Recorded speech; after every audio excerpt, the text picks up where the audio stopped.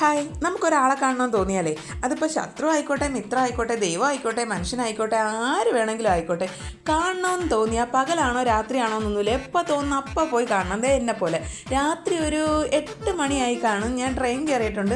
Train അത്യാവശ്യം നല്ല സ്പീഡിൽ അങ്ങനെ പോകുന്നുണ്ടായിരുന്നു.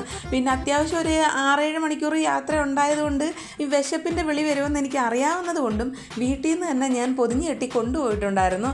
അങ്ങനെ ഒരു 9 മണിയൊക്കെ ആയപ്പോഴത്തേക്കും ഞാൻ അതെടുത്ത് കഴിക്കാമെന്ന് വിചാരിച്ചു.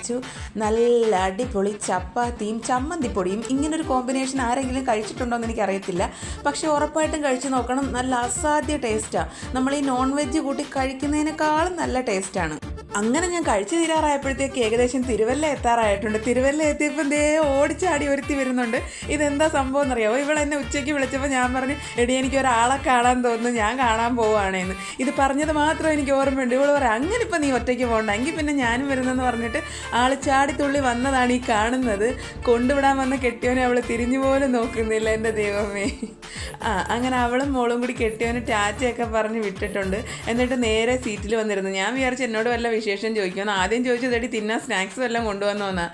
അങ്ങനെ അതൊരു വിധം തിന്നൊതുക്കിയതിന് ശേഷം ബാ നമുക്ക് റീലെടുക്കാമെന്നും പറഞ്ഞ് ദേണ്ട ട്രെയിനിൻ്റെ ആ ഡോറിൻ്റെ വാതക്കലൊക്കെ പോയി നിന്ന് അവൾ അങ്ങ് റീലെടുപ്പായിരുന്നു. കുറേ കഴിഞ്ഞപ്പോൾ ആശാട്ടി കുഴഞ്ഞു, ഉറക്കമൊക്കെ വരാൻ തുടങ്ങി. അങ്ങനെ ഏകദേശം ഒരു 1:50 ആയപ്പോഴത്തേക്ക് ഞങ്ങൾ ഗുരുവായൂരെത്തി കേട്ടോ. അങ്ങനെ ഗുരുവായൂർ റെയിൽവേ സ്റ്റേഷനിൽ അങ്ങനെ നടന്ന് ഞങ്ങൾ മഞ്ജുളാലിൻ്റെ അടുത്ത് എത്തിയിട്ടുണ്ട്.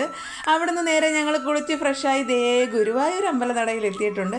അപ്പോൾ ഞാൻ പറഞ്ഞു, എനിക്ക് പെട്ടെന്ന് കാണാൻ തോന്നിയ ആൾ ഗുരുവായൂരപ്പനാണ്.